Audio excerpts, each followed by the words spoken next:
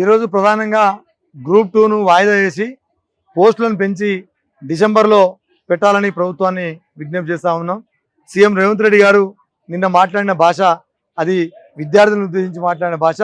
ఎట్టి పరిస్థితుల్లో మేము ఆ భాషను వ్యతిరేకిస్తున్నాం.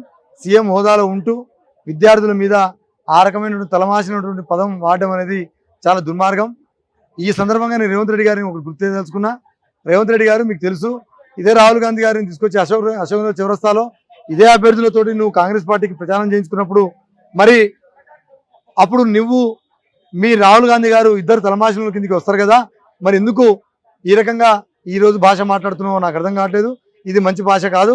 దయచేసి ఇంకోటి కూడా ఒక అనుమానం మాకు కలుగుతూ ఉన్నది. ఒకవైపు రాహుల్ గాంధీ గారు బట్టి విక్రమార్క విద్యార్థులకు నిరుద్యోగులు లాభం జరిగే పద్ధతిలో వాళ్ళు మాట్లాడినారు. రేవంత్ రెడ్డి గారు టీజీపీఎస్ చైర్మన్ మహేందర్ రెడ్డి గారు వీళ్ళిద్దరు ఇంకో పద్ధతిలో మాట్లాడుతున్నారు. ఒక అనుమానం కలుగుతున్నది.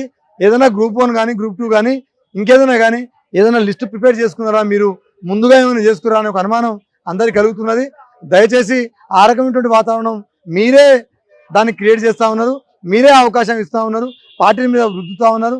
పార్టీలకు సంబంధం లేకుండా విద్యార్థులే నిరుద్యోగ లోకమే ఇవాళ గ్రూప్ 2ను వాయిదా వేసి పెంచండి, డిసెంబర్లో పెట్టండి అని చెప్పేసి అడుగుతా ఉన్నారు. రేవంత్ రెడ్డి గారు కనికరం చూపించండి. నువ్వు బెర్రగియొద్దు, కొట్లాడకు పోవద్దు. విద్యార్థులు ఒకవైపు నేను ఒకవైపు ఎవరు గెలుసో చూద్దాం అనే పద్ధతిలో పోవద్దు. మీ పంతాను మీ పద్ధతిని మార్చుకుంటారని హెచ్చరిస్తా ఉన్నాను.